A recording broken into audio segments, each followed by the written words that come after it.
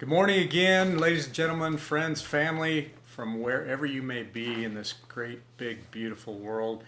Again, this is Story Time with Rob. It is not a beautiful, bright, sunshiny day today. And matter of fact, during this whole COVID thing, it's actually a pretty nice day to be inside. Here it is actually snowing and blowing and cold and rainy. But on the bright side, we could use the moisture, so that's a good thing as well. So I was thinking about, before I tell my story today, you know, I was thinking if we look ahead going through this difficult experience, this unusual experience that we're having right now, if we look ahead and we're able to think back when this is all over, because it will end, I was thinking to myself, what would I say that I did to be part of the solution and maybe not part of the problem? What did I do to help people? How did we come together? And a few things I can think of right now is it has helped me to be a little more creative, as well as my wife. We have 6 kids, and I've been able to connect more possibly in the last couple of weeks with just my family than I have in a long time. We communicate with each other almost every single day, multiple times some days. And I think we need to take time and look for those positive things that we can learn from this, that we can gain from this, and try to be as, I don't know, positive and upbeat as we possibly can. So this story that I'm going to tell you today actually has a lot to do with that. So it's called This Is Good. An old story is told of a king in Africa who had a close friend with whom he grew up.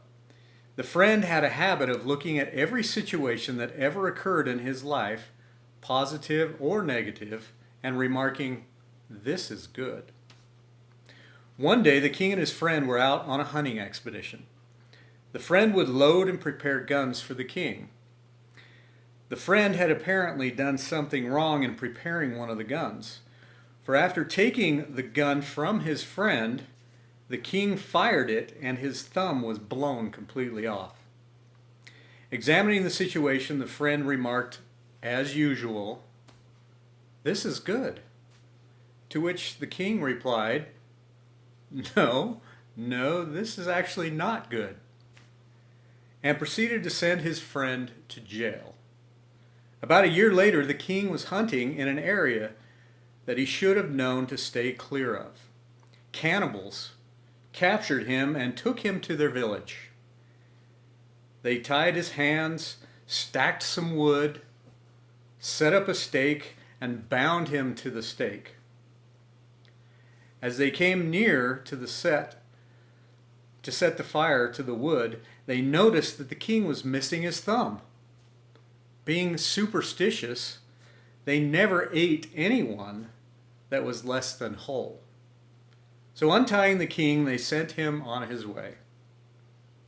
As he returned home, he was reminded of the one event that had taken his thumb and felt remorse for his treatment of his friend.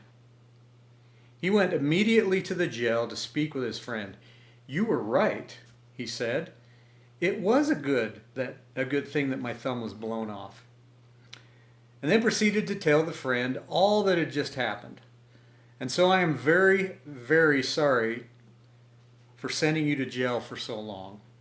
It was bad for me to do this." No, his friend replied. "This is good." "What do you mean this is good? How could it be possibly good that I sent my friend to jail for over a year?" "Well," said his friend, If I had not been in jail, I would have been with you." And so you see there that had he been with him, the cannibals might have chosen him to feast on. But I think we need to look at some of these situations that we find ourselves in and ask ourselves, what can we find that is good and positive in all of this? And do our best to be part of the solution. And I hope that you and your family stay safe. And until then, We'll see you tomorrow. Thanks.